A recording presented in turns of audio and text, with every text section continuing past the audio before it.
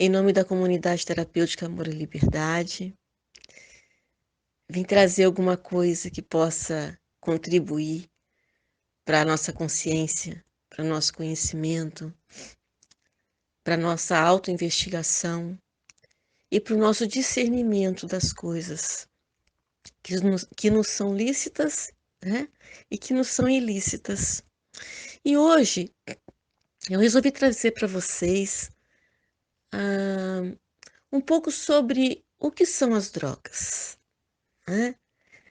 E estive pensando assim, será mesmo que nós não usamos drogas? Eu costumo fazer essa pergunta nas minhas palestras. Você usa droga? Aí todo mundo diz assim, eu não uso, eu não uso, eu não uso. Então eu vou fazer um breve histórico de como surgiu tudo isso, né? Lá atrás, na pré-história, sabe? Homem das cavernas, no começo de tudo. Então, pois é. Eles viviam basicamente de caça e de coisas que eles coletavam na natureza, né? As folhinhas e tal. E daí eles descobriram plantinhas que poderiam ser úteis para a sobrevivência deles. Algumas para se alimentar, outras para fabricar artefatos, né? Cestos, aquelas coisas todas. E descobriram também folhinhas que tinham propriedades de cura, né? Já eram assim o início das medicações naturais, né? Então eles precisavam de algumas ervas que pudessem trazer alguns efeitos úteis para a saúde, né? Para combater a dor, ou para aumentar o estímulo para as atividades, né? E ainda na prática religiosa, né? Para atingir um estado de êxtase, né? Para fazer as manifestações do sagrado que eles faziam. Uma das matérias que eles usavam, naturais, é a resina da papoula, que é o ópio. E essa resina, ela servia para diminuir a dor, tosse, febre, diarreia, né? Assim como as flores da cannabis sativa, que é o nome científico da maconha, né?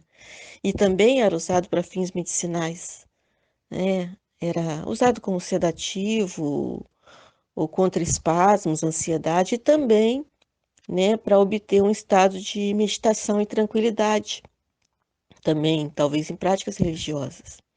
Aí no século XV, aí começam as grandes navegações, né? O comércio das grandes navegações. E o que foi mais comercializado na época eram justamente essas substâncias descobertas que causavam alguma alteração. E já então seriam as drogas, né? E aí os principais produtos que eles comercializavam como produtos que traziam efeitos benéficos para a saúde, ou aumentavam o estado de humor, melhorava a qualidade de vida, eram as especiarias, né? Cravo, canela, os chás, né? O ópio, o açúcar, o tabaco e o café, né? E depois, no século XVII, é que começaram a surgir o álcool destilado, né? Mas então nós não vamos passar para frente, não, vamos ficar por aí que para mim já basta, né? Eu queria perguntar para vocês assim, então isso quer dizer que café, chá, açúcar altera o estado de consciência? Açúcar é droga? Será? Então, o que são drogas? Droga é toda substância psicoativa que altera o estado de consciência. Essa é a definição de drogas. Então, tudo aquilo que pode alterar o seu estado de consciência, né, sendo uma substância, ela é considerada uma droga. E o açúcar, ele altera o estado de consciência? Quem já não tomou aquela aguinha com açúcar na hora que está nervoso, que toma um sustão?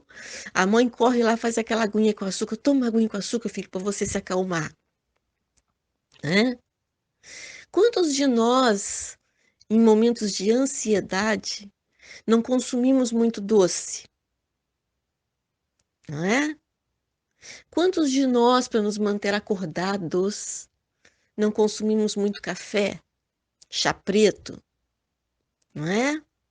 A pessoa às vezes tá precisando trabalhar até mais tarde, e aí ela vai no café. Então, o café altera o estado de consciência. O açúcar altera o estado de consciência. As mulheres muito nervosas dizem que algumas até na TPM consomem muito chocolate, que isso lhe dá um alívio.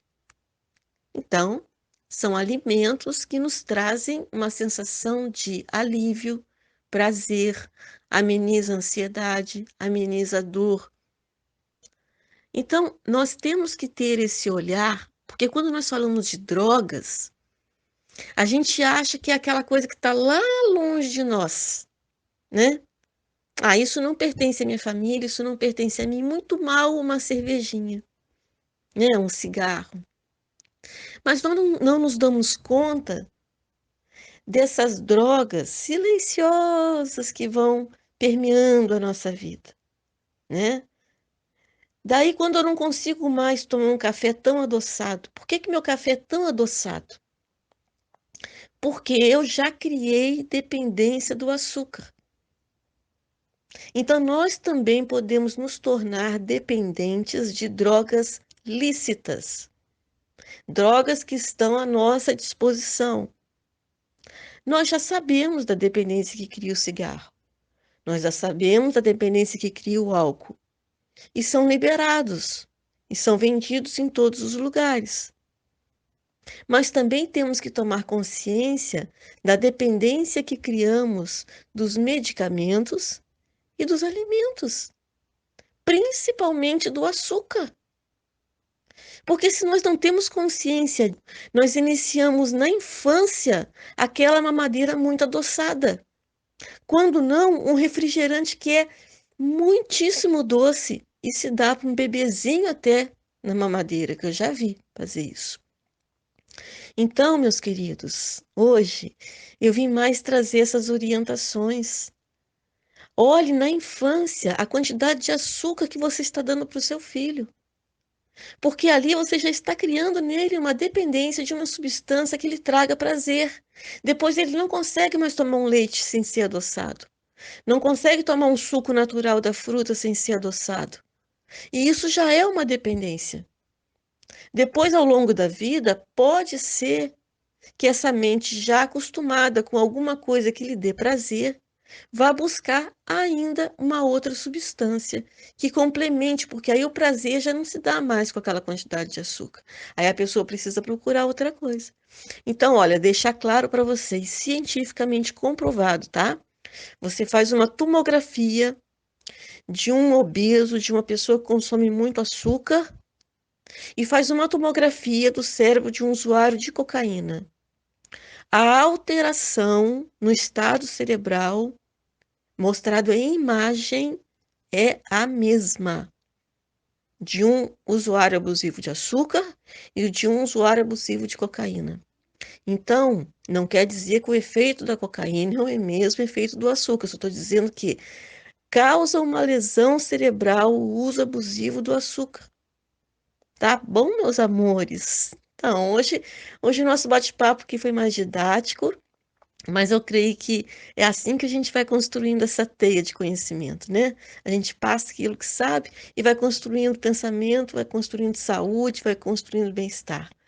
Eu desejo a vocês, assim, uma semana abençoada, lúcida, consciente daquilo que vocês estão se alimentando, livre de substâncias que possam alterar o estado de consciência. Busquem paz e tranquilidade na religação com Deus, na natureza, na paz interior, no equilíbrio das relações.